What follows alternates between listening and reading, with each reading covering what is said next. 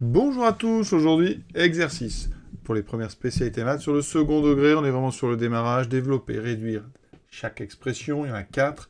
On précisera ensuite celles qui sont du second degré, ça va me donner l'occasion de vous donner des petites définitions et de vous rappeler les identités remarquables. Pour la première donc expression, alors vous avez un demi devant un carré. Donc on va d'abord développer le carré, c'est priorité au carré. Donc vous laissez le 1,5 de côté, vous ouvrez une parenthèse et vous allez développer votre carré à l'intérieur de cette parenthèse. Et on gardera le moins 1,5 pour la suite.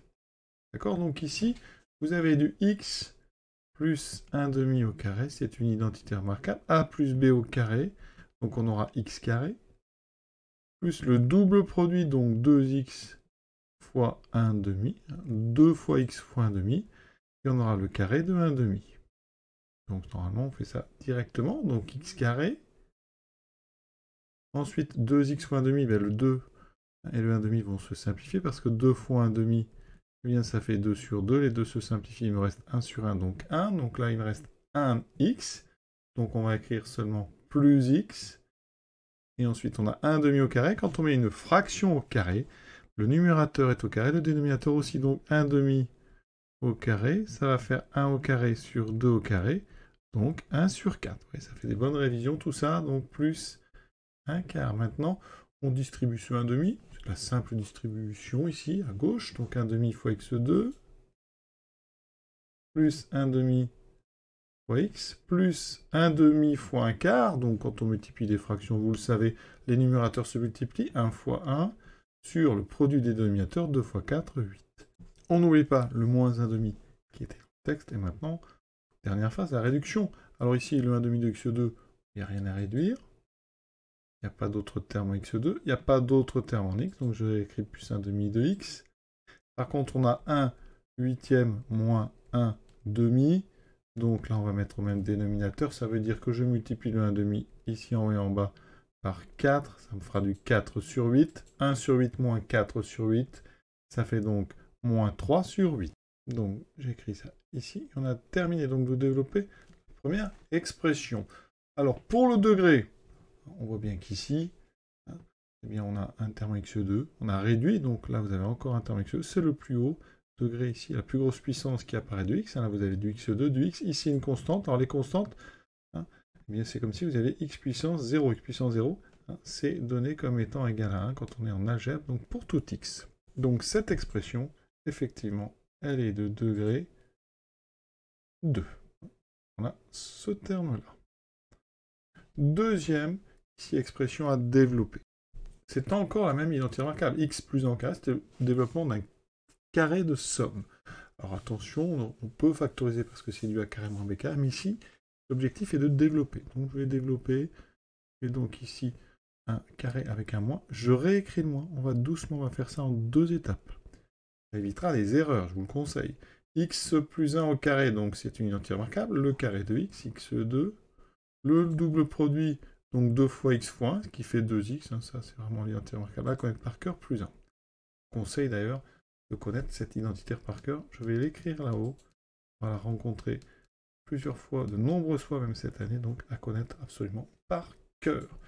Donc maintenant, deuxième étape, j'enlève les parenthèses, donc il y a un moins qu'on va distribuer, donc ici, chaque terme de cette somme, il y en a 3, vont changer de signe. Enfin, on va les multiplier par moins 1. Donc là, j'aurai moins x2, moins 2x, moins 1.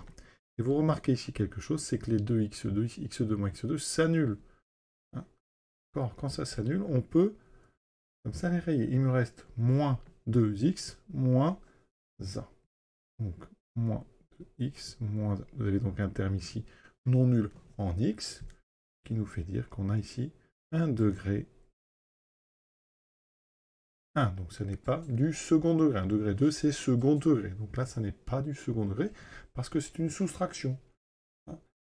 Quand on soustrait des polynômes entre eux, eh bien, parfois, les termes de plus haut degré, ici x2, x2, s'annulent. Donc le degré de la somme va diminuer. On avait des degrés 2, on les soustrait, ici on a obtenu un degré 1. Ça arrive c'est souvent. Alors quand on fait le produit, par contre, petite règle, quand on fait le produit, les degrés s'ajoutent. Là j'ai un degré 1, vous multipliez par un degré 1, donc on aura un degré 2. On le sait directement, Et pareil pour le suivant, hein. Ça, c'est pour les produits de polynômes, hein. La règle des degrés est très simple. Les degrés s'ajoutent.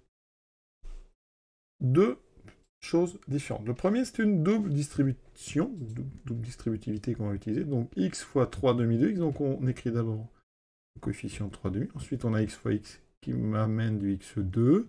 X fois moins 1, donc moins 1x. On peut écrire juste moins x.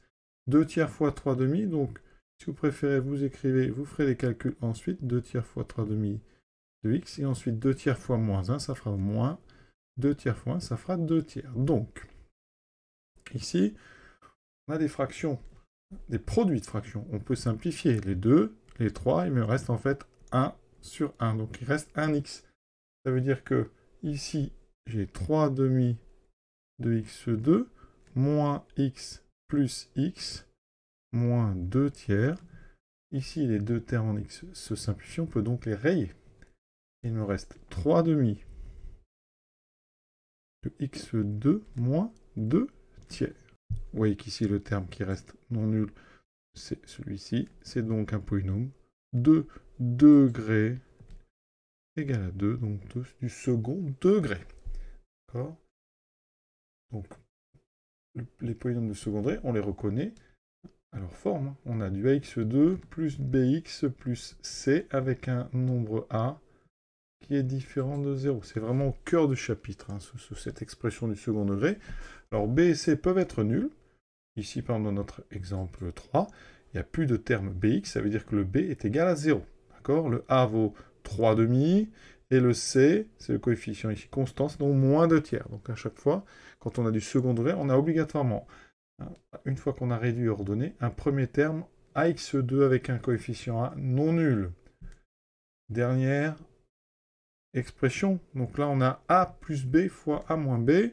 Donc a plus b fois moins b, c'est une célèbre identité remarquable qui existe dans son autre version. Il suffit juste d'inverser l'ordre du produit, ça ne change rien. Et ça fait a carré moins b carré à connaître par cœur. Donc ça se développe très vite. Ça fera donc x fois x, x2, moins 2 cinquièmes fois 2 cinquièmes. Ça fera le carré de 2 cinquièmes, donc 2 fois 2, 4 sur 5 fois 5, 25. 4 25e. On retombe effectivement sur du degré 2. On s'y attendait, puisqu'on a un terme ici en x2, avec un coefficient ici en x2 qui n'est pas écrit, il est implicite, hein, c'est un 1, d'accord, il est non nul, donc ici on a bien un second degré, donc quelque chose de degré 2. Et cet exercice est terminé. À bientôt.